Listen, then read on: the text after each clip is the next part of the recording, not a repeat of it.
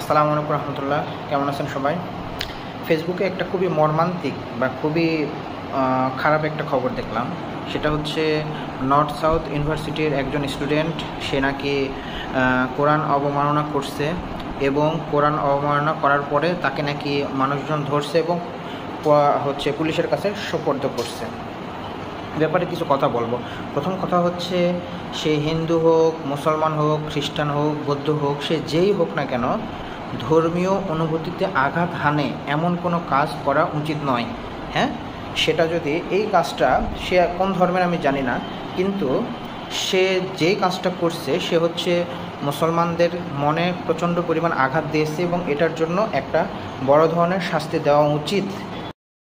যে কোরআন অবমাননা করছে তার কঠোর শাস্তি দেওয়া উচিত এবং সাথে সাথে শাস্তিটা এমন দেওয়া উচিত যাতে পরবর্তীতে কেউ এই কাজটা করার সাহস না পায়।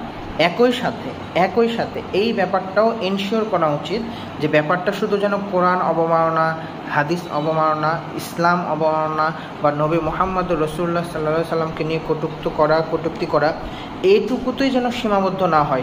শাস্তিটা যেন এরকম হয় যে অন্য কোনো ধর্ম, শুধু মুসলমান না, অন্য কোনো ধর্মের, সেটা হিন্দু হোক, খ্রিস্টান হোক, বৌদ্ধ হোক বা অন্য যে কোনো ধর্মের মানুষের মনেও আঘাত দেয় এমন কাজও যদি কেউ করে বা তাদের ধর্মীয় যে বই সেটাকে নিয়ে যদি কোনো খারাপ কাজ করে অথবা তাদের ধর্মের যারা হচ্ছে প্রধান বা ধর্মের যারা এরকম পথ প্রদর্শক আছেন, হ্যাঁ, বা তাদের ধর্মের যেগুলো দেবদেবী তাদেরকে নিয়ে যেসব কটূক্তি যদি কেউ করে, সে যদি মুসলমান হয় তার বিরুদ্ধেও একই রকম যেন এই হচ্ছে আইনটা ফলো করা হয় এবং শাস্তিটা নিশ্চিত করা হয়।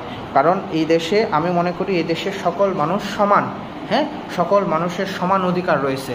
হ্যাঁ, আর হচ্ছে যারা এই কাজটা করতেছেন, আপনারা কেন করেন আমি এই কাজটা বুঝি না, যে এগুলো কেন করেন, মানে এটা করে কী লাভ হয়?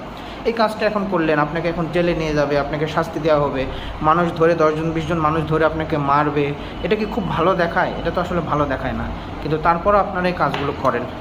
এখন কোনো একটা উদ্দেশ্য অবশ্যই আছে, কোনো বিদেশি এজেন্ডা আছে এর পিছনে, অথবা দেশীয় কোনো গুপ্ত এজেন্ডা আছে এর পিছনে, অবশ্যই কোনো এজেন্ডা আছে। আর এই যে 2 দিন আগেই পূজা শেষ হলো, এখনই কেন এই কাজটা করতে হবে? মানে জিনিসটা কি মানে এইরকম যে হচ্ছে কোনো একটা পূজার কাছাকাছি সময়ে বা কোনো একটা ধর্মীয় অনুষ্ঠানের কাছাকাছি সময়ে করলে এটা হচ্ছে আপনার যে করেন তাকে বলতেছে যে আপনার খুব মান বাড়ায় দিবে, এরকম কিছু? ব্যাপারটা তো আসলে তা না। হ্যাঁ, এই কাজটা করে বরং আপনারা নিজেদেরকে ছোট করেন। আসলে অন্যদেরকে বা অন্য ধর্মকে ছোট করতে গিয়ে আপনারা নিজেদেরকে ছোট করেন। হ্যাঁ, এবং এই কাজগুলো যারা করেন